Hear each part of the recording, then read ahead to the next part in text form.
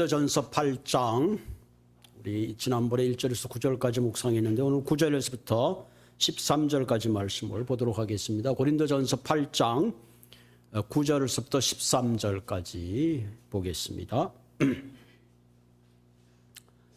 우리 한번 말씀을 교독하도록 하죠. 9절. 그런즉 너희의 자유가 믿음이 약한 자들에게 걸려 넘어지게 하는 것이 되지 않도록 조심하라.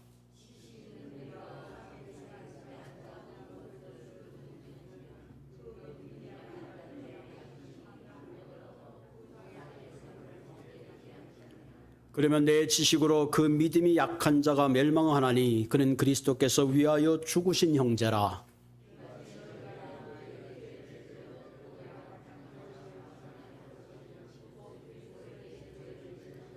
같이 읽겠습니다. 그러므로 만일 음식이 내 형제를 실족하게 한다면 나는 영원히 고기를 먹지 아니하여 내 형제를 실족하지 않게 하리라. 아멘.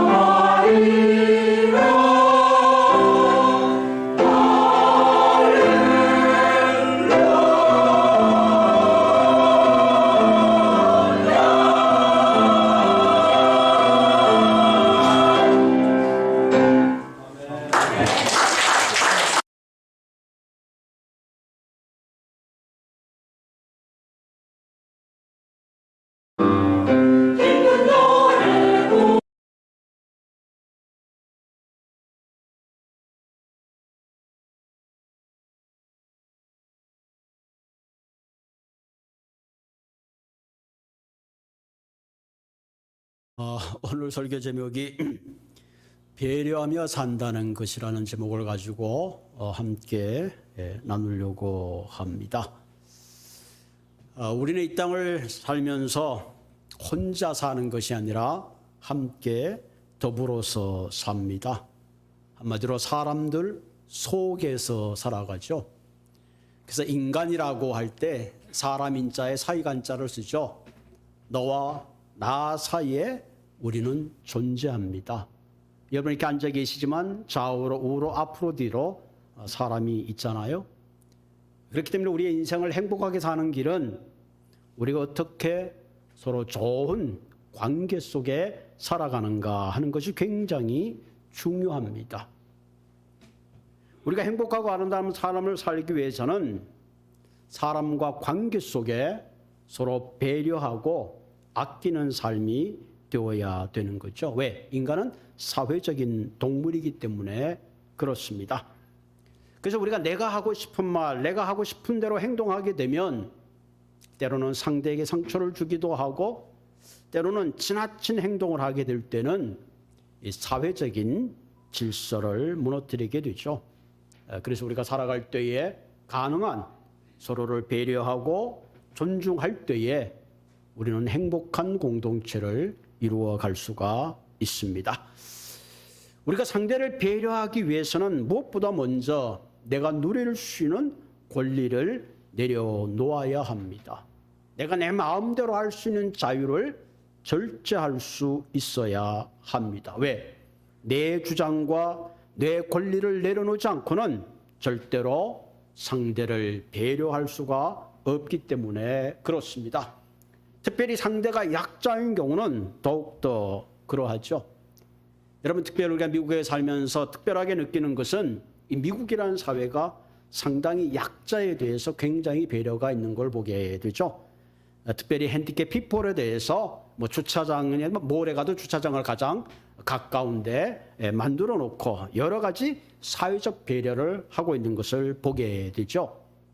여러분 선진국과 후진국의 차이가 뭐냐? 물론 그 나라의 여러 가지 경제적인 상황과 여러 가지를 볼 수 있지만 그러나 그중에 가장 중요한 사실 그런 것은 눈에 보이는 거지만 그 나라를 살아가는 사람들이 얼만큼 서로를 배려하고 얼만큼 생명을 존중하고 얼마만큼 서로를 질서 가운데 살아가느냐 하는 것이 그 사회가 선진국인가 후진국인가는 중요한 바로미터가 되기도 하죠. 우리가 미국에 살면서 제일 많이 쓰는 단어 가운데 하나가 땡큐죠. 고맙습니다. 또 많이 쓰는 단어 중에 하나가 excuse me. 이 생활에 굉장히 그런 부분들이 배려되어 있는 것을 보게 됩니다. 스위스 취리에서 어떤 노인이 길을 가다가 뭔가 길바닥에 자꾸 줍는 모습을 경찰이 유심히 살펴봤습니다. 그리고 그 노인에게 다가가서 여기서 주운 물건들을 경찰에 신고해야 되는 건 아시죠? 그랬더니 그 노인이 하는 말이 양반 별로 대단한 건 아니니까 그냥 지나가시죠.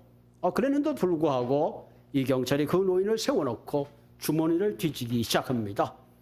이쪽 주머니 저쪽 주머니를 털다 보니까 주머니에서는 요리 조각들이 수북이 쌓여 있는 모습을 보게 된 겁니다. 아니 왜 이 유리 조각을 그렇게 줍고 다니십니까? 그때 이분이 말하는 건데 이 유리 조각을 아이들이 맨발로 뛰다가 밟으면은 배면하고 있는 사람입니다. 여러분 법을 적용하고 따지기보다는 이렇게 말없이 하는 그 행동 하나가 이런 배려가 사실은 세상을 아름답게 만드는 겁니다. 우리가 가정이 고통을 당하고 또 공동체가 어려움을 당하는 대부분의 경우는 서로를 인정해 주지 않고 배려하지 않기 때문에 많은 문제들이 생기는 겁니다. 그래서 특별히 사랑해야 될 사람들에게 우리가 상처를 주기도 하고 때로는 오랜 우정들이 별거 아닌 것 때문에 금이 가는 경우를 종종 보게 됩니다. 그러면서 저와 여러분들은 예수를 믿는 사람들로서 우리는 남다른 배려의식을 가지고 살아야 되는 것입니다. 오늘 본문에 보면 교회 공동체 안에서 정말 어떻게 하면 우리가 진정 배려 있는 삶을 살 수 있는지 중요한 원리를 우리에게 말씀해 주고 있습니다. 특별히 바울은 교회 안에서 함께 신앙생활을 하고 있지만 아직도 믿음이 연약한 유아기에 있는 형제에 대해서 우리가 어떻게 그들에게 배려하고 어떻게 그들에게 먼저 믿은 선배로서 좋은 모델이 될 수 있을까 하는 것을 함께 오늘 고민하고 있습니다. 자, 오늘 본문 13절을 보면 그러므로 만일 음식이 내 형제를 실족하게 한다면 나는 영원히 고기를 먹지 아니하여 내 형제를 실족하지 않게 하리라. 그러므로 하면 우리가 지난주에 우상 제물에 대해서 우리가 나눴죠. 우상의 제물을 먹어야 됩니까 말아야 됩니까? 그럴 때 바울이 그거 큰 문제 아니야. 뭐 우상은 듣지도 못하고 눈이 있어도 보지도 못하고 거기에 드린 대물을 먹든지 안 먹든지 그렇게 한 별 문제가 없어. 그렇게 이야기를 했죠. 그런데 오늘 본문에는 전혀 조금 다른 뉘앙스의 말을 하죠. 오늘 보면은 내가 형제를 실족해 한다면, 형제를 넘어지게 한다면 나는 이 우상에게 바쳐진, 그냥 단순한 고기가 아니라 우상의 제물로 바쳐진 고기를 나는 영원히 먹지 않겠다. 참 귀한 결단이고 내용이죠. 나는 그것을 먹을 자유가 있지만은 그러나 그 형제가 혹시 내가 먹는 그 부분을 보고 시험에 든다면 내가 먹고 싶은 자유와 권리를 포기하겠다, 내려놓겠다 하는 거죠. 굉장한 배려죠. 여러분, 우리 그 한인교회, 특별히 이제 한인교회 컬처, 교회마다 이제 컬처가 있는데, 특별히 한인교회에서는 이제 우리 그 주초하는 것을 좀 이제 좀 금하고 있는 그런 하나의 문화죠. 사실 이 주초하는 건 개인적 취향이에요. 뭐 이래라 저래라 말할 수 있는 그런 게 아니죠. 근데 이 교회라는 공동체 문화 안에서는 조금 달라요. 제가 목회를 하다 보면 교회마다 상당히 좀 다른 문화가 있어요. 제가 어떤 교회를 갔더니 그 교회는 이게 속회 때마다 이 포도주를 올려놓고 한 잔씩 하시더라고. 목사님도 잡숴보실래? 잡숴봤죠. 전에. 여러분, 그 고기나 생선을 먹을 때에 혹은 백포도나 적포도를 먹고 나면 그 생선이나 비린맛도 없애주고 또 스테이크 먹을 때 먹으면 굉장히 좀 깔끔하고 좋습니다. 그런데 문제는 뭐냐면은 교회에 모여 있는데 그 가운데 어떤 사람은 이런 부분에 대해서 믿음이 약한 사람이 있어요. 만약에 제가 교회 사무실에서 담배를 피거나 술을 한잔하고 있는 것을 교인이 목격하고 갔다 그러면 우리 목사님 참 자유로우신 분이다. 저 개인적인 취향인데 멋있어. 그런 부분이 많을 것 같아요. 아니면 이상한 교회네. 내가 이런 교회를 다녀야 돼 말아야 돼. 스스로 자기가 그 부분에 대해서 시험에 둘 수 있다는 거죠. 우리는 무엇인지 자유를 누릴 수 있어요. 그렇다면 내가 하든지 안 하든 내가 자유로우면 얼마든지 집에 가서 밥 먹으면서 한잔할 수도 있는 건데 굳이 형제 앞에서 내가 그것을 할 필요는 없다 하는 거죠. 왜? 믿음이 연약한 형제는 그런 부분에 시험을 당할 수 있으니까 차라리 내가 그런 부분에 절제함이 아름답다 하는 거죠. 여러분, 고린도 교회는 다양한 사람들이 모여 있었어요. 유대인 전통을 가지고 있는 크리스찬도 있었고 이방 문화를 가지고 있다가 우상을 섬기다 개종한 크리스찬도 있었어요. 또 부자도 있었고 가난한 자도 있었습니다. 심지어는 주인도 있고 종도 있었습니다. 이런 다양한 공동체이다 보니까 자연히 다양한 문화들이 함께 어우러져 있고 이런 문화의 공동체 속에 서로 인정하고 배려하는 것이 쉽지 않았어요. 여러분, 누구를 배려한다는 것은요, 사실 성숙한 사람들이 할 수 있는 특권입니다. 우리 자신이 성숙하지 않고는 결코 다른 사람을 배려할 수가 없습니다. 하루는 숲속에 사는 여우가 길을 가다가 돌뿌리에 발이 차여서 발이 다쳤습니다. 이 화가 난 여우가 생각하기를 내가 토끼를 잡아서 내 이 길에다가 토끼 가죽으로 싹 깔아야 되겠다. 그럼 내가 돌뿌리에 부딪히지 않겠지. 그렇게 생각하고 길을 가다 토끼를 한 마리 잡았습니다. 그리고 자기 생각을 말하는 거야. 내가 길을 가다 돌뿌리에 발이 자꾸 다치는데 내가 너를 잡아서 가죽을 벗겨서 여기다가 이렇게 깔면 내가 좋겠다. 그렇게 얘기를 하는 거야. 토끼가 펄쩍 뛰면서 아니 어떻게 몇 마리를 잡아서 이 넓은 길에 다 이렇게 가죽을 깔겠습니까? 그러지 마시고 차라리 여우 당신의 발에 어떤 그 가죽신을 만들어서 신기는 것이 훨씬 더 유익일 것입니다. 그렇게 충고를 했다고 합니다. 사람들은 자신이 먼저 불편할 때에 다른 사람이 내게 배려해 줄 것을 기대합니다. 그리고 오히려 자신의 태도를 바꾸려 하지 않습니다. 그래서 자연스럽게 타인에 대해서 불평과 불만을 하게 되죠.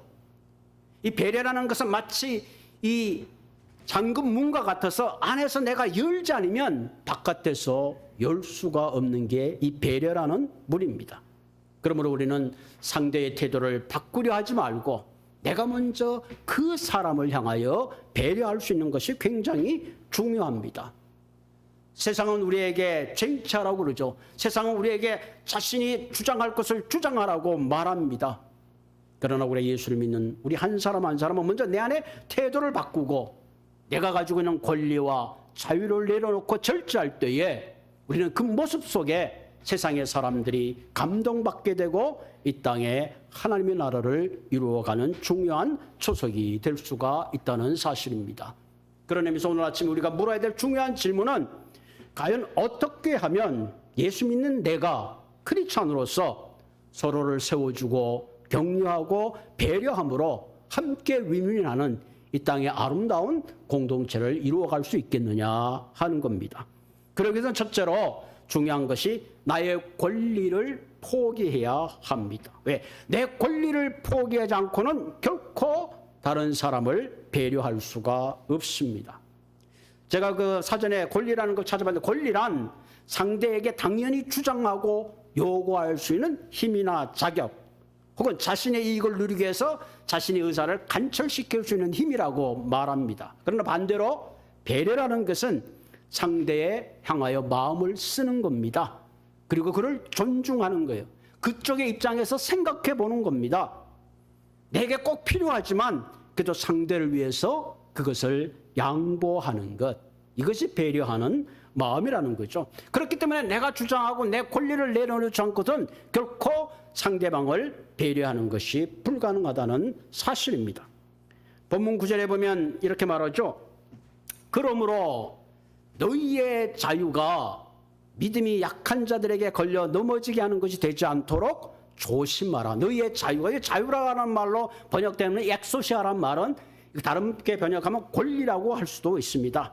내가 나의 유익을 위해서 주장할 수 있는 권리가 있다고 할지라도 그 권리를 함부로 행사해서 믿음이 연약한 자가 넘어지지 않게 조심하라. 이 조심하라는 말은 절제하라, 내려놓아라. 이것이 바로 형제를 세우는 일이다 하는 거죠. 여러분 우리 주변에 보면은 신앙생활을 10년 혹은 20년, 30년 한 사람도 있지만 혹은 어떤 분들은 최근에 신앙생활에서 막 주님 만나서 그 감격 가운데 교회에 다니는 분들도 있습니다. 그래서 그분은 처음에 하나님 은혜 받고 나면 세상이 달라 보이고 교회 다니는 모든 분들이 천사처럼 느껴집니다. 야, 천사들이 모인 곳이라고 생각하고 신앙생활 하다가 보면 어떻게 해요? 예수 믿는 사람들이 왜 저러지? 그리고 사람들 때문에 자연히 넘어지는 그런 현상이 생깁니다. 아니 교회 다니는 분이 왜 저래? 아니 교회 다니는 장로님 왜 저런 말씀을 하시지? 이렇게 시험에 들다가 보면 그 하나님 안에서 누렸던 그 감격은 어느 쪽 간격이 없고 신앙생활에 중도하찮은 그런 경우를 보게 됩니다. 그런 분을 만날 때 이렇게 중계하죠. 다 사람이 모인 곳입니다. 죄인들이 모인 곳이에요. 다 그냥 그만하지 완전한 사람이 어디 있습니까? 라고 얘기하지만 이미 그 사람의 마음은 시험에 대해서 넘어졌기 때문에 차라리 어떤 충고를 해도 받아들이지를 않습니다. 한마디로 이렇게 하죠. 목사님, 교회 다니는 사람들이 너무 심해요. 그런 피차가 참 할 말이 없습니다. 여러분 가정생활에도 남편의 주장이 있고 부인의 주장이 있습니다. 이 주장이 첨예하게 대립하게 되면 가정의 행복이 깨어지는 거죠.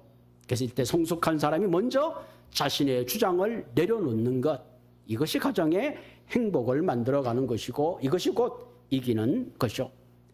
여러분 우리가 영화 타이타닉에 보면 맨 마지막 장면에 그 남자 주인공이 여자에게 주부를 양보하잖아요. 그리고 자기는 그 주부를 잡고 그 추위에 얼어 죽는 모습이 여러분 기억할 겁니다.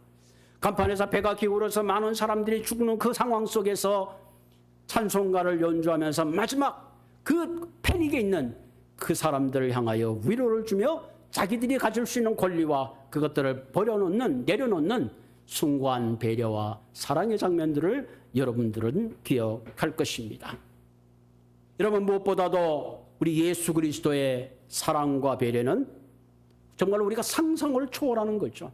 그분은 하나님이시지만 친히 인간이 되셨죠.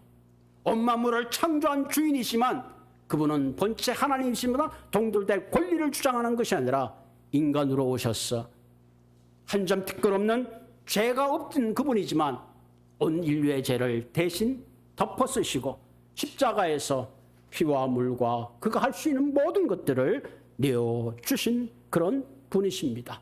그래서 바울은 이런 분을 한마디로 권리폭이란 말로 빌립보서에서 말씀하고 있습니다. 이런 예수님을 따랐던 바울은 그 모습 가운데 자기가 가지고 있던 모든 권리를 배설물처럼 여기고 이방인들을 위한 위대한 사도로서 그의 삶의 방향을 바꾸어 간 것을 보게 됩니다. 어떤 분이 가정에서 우리가 행복하게 살기 위해서 어떻게 배려하는 것이 행복할까 몇 가지 팁을 줬는데요. 집에 들어가서는 직장 문제를 말하지 말고 아내의 걱정 소리를 잘 귀를 기울여라. 그런 팁을 줬습니다. 혹시 아내에게 옷을 사줄 때는 사이즈가 큰 것보다는 한 사이즈 낮은 것을 사줘라. 이렇게 작은 거, 우리 남편이 나를 굉장히 날씬하게 생각했구나. 뭐 그렇게 생각하겠죠. 그 다음 뭐 이런 거 있어요. 신문을 보지 말고 대화하라. 이 대화가 참 중요하잖아요. 결혼 기념일을 꼭 기억하라. 가능한 한 사람들이 모인 자리에서 칭찬하라. 가끔 보면 좀 이렇게 우리가 우둔한 짓을 할 때가 있어요. 부인이 남편을 가십하고 남편이 부인을 가십하면 결국은 그 가십이 어디로 가겠어요.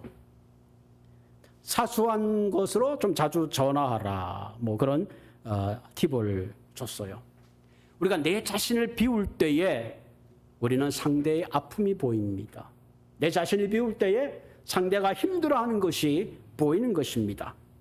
나를 위하여 죽기까지 하신 예수 그리스도의 그 사랑과 배려를 우리 모두가 입었다면 우리가 형제를 위해서 배려하는 것은 지극히 당연한 것이다 하는 거죠. 두 번째로 우리가 배려하기 위해서는 내 자신의 바른 처신이 필요합니다.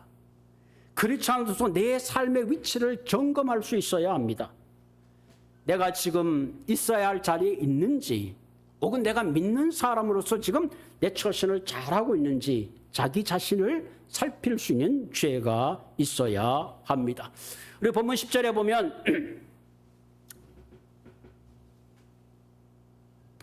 보면 이렇게 하죠.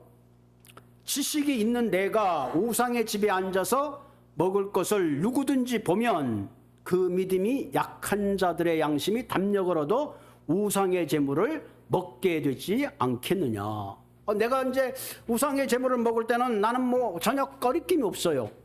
그러나 우상의 재물, 우상을 섬기던 그 사람들이 먹으면서 저 사람이 먹으니까 나도 먹네? 뭔가 불편한 마음으로 그렇게 될 가능성이 있다. 다시 말하면 내가 잘못한 행동들이 잘못하면 미숙한 형제에게 그것으로 잘못 리딩할 수 있다는 그런 얘기를 하고 있습니다. 여러분, 그 갈라디아서 2장에 보면 그 당시에 출중했던 베드로가 안디옥이라는 곳을 방문합니다.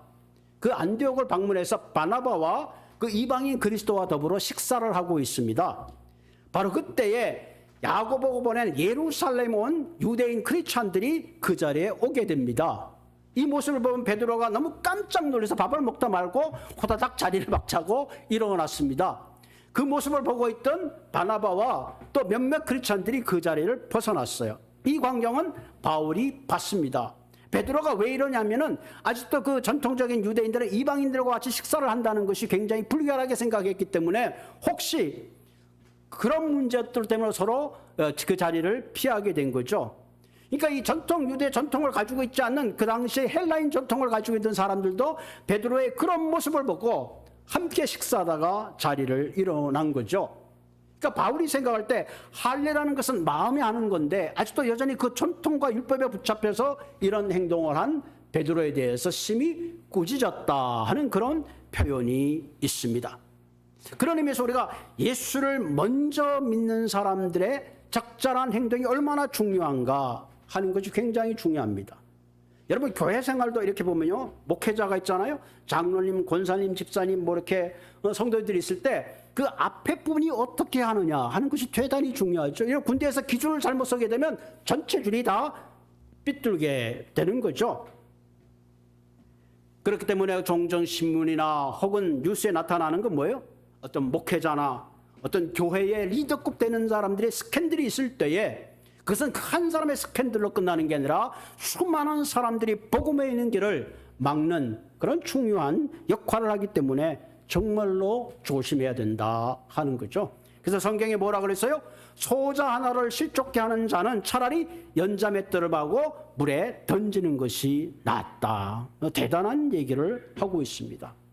그렇기 때문에 우리는 반드시 복음 안에서 내가 서 있어야 될 위치에 서 있어야 합니다.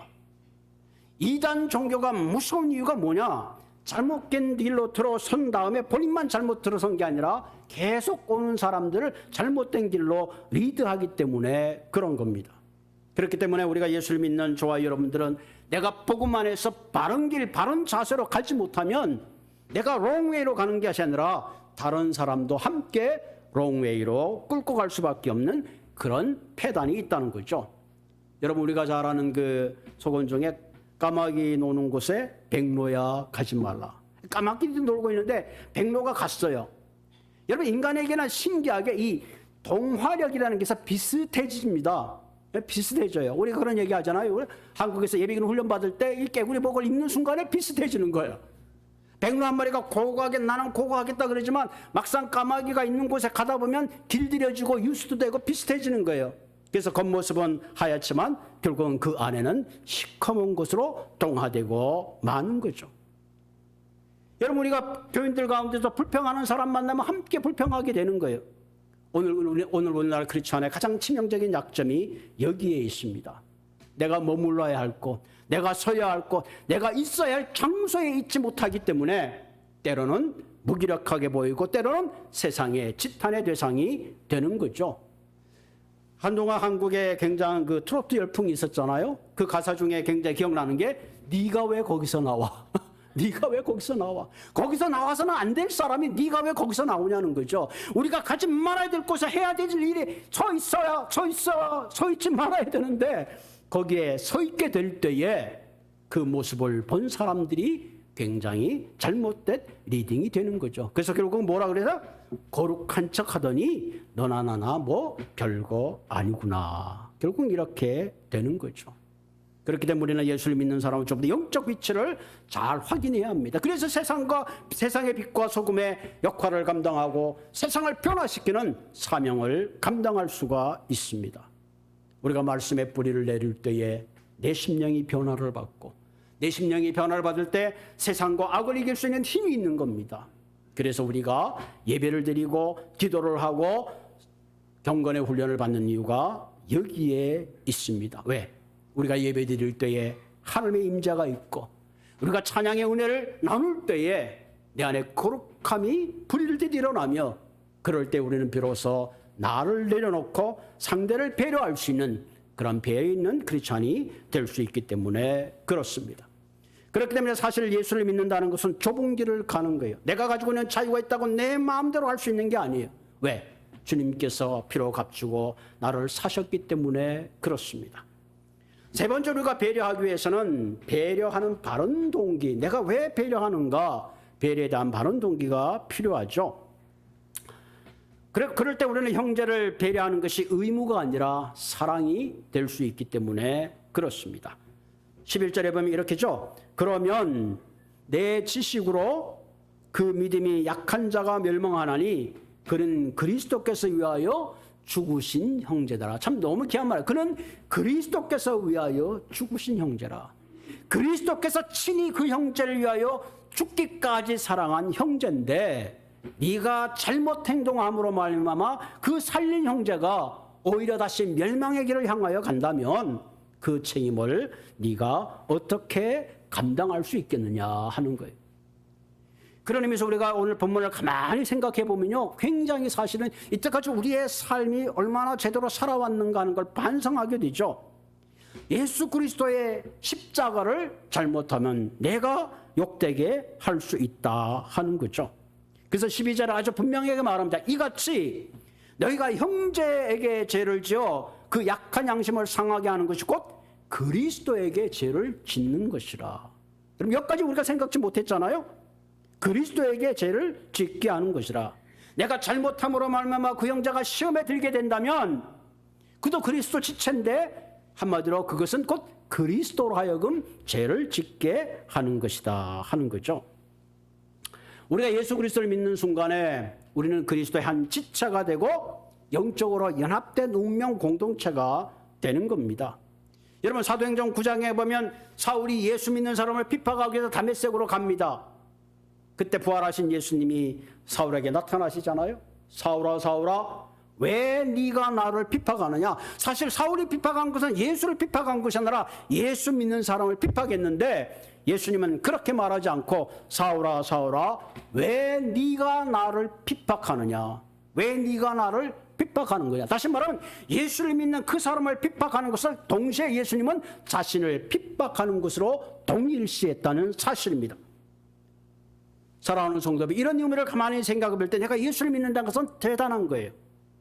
그렇기 때문에 우리는 형제에 대해서 혹은 자매에 대해서 함부로 핍박하거나 그를 업신여길 수가 없는 거죠. 그것은 곧 예수를 핍박하는 것이고 그건 곧 예수님을 업신여기기 때문에 그런 거죠. 그래서 성경에 보면 한 소자에게 물 한 것 대접한 것이 곧 내게 한 것이라.